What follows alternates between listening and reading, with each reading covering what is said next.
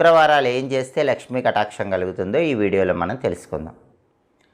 శ్రావణ మాసంలో లక్ష్మీదేవి అనుగ్రహం సంపూర్ణంగా కలగాలంటే ఇంట్లో దీపం పెట్టాక ఒక శ్లోకం ఇంటి యజమాని కానీ యజమానురాలు కానీ చదువుకోవాలి.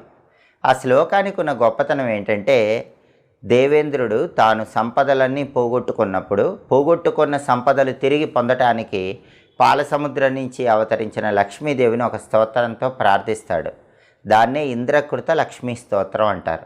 ఆ ఇంద్రకృత లక్ష్మీ స్తోత్రంలో ఉన్న ఒక అద్భుతమైన శ్లోకం శ్రావణ మాసంలో రోజు ఇంట్లో దీపం పెట్టాక యజమాని కానీ యజమానురాలు కానీ చదువుకుంటే లక్ష్మీదేవి శాశ్వతంగా అనుగ్రహిస్తుందని పద్మపురాణంలో చెప్పారు. ఆ శ్లోకం ఏంటంటే, నమస్తే సర్వలోకానాం జననీం అబ్జ సంభవాం శ్రియమున్నిద పద్మాక్షీం విష్ణువక్ష స్థలస్థితాం. ఇది శ్లోకం.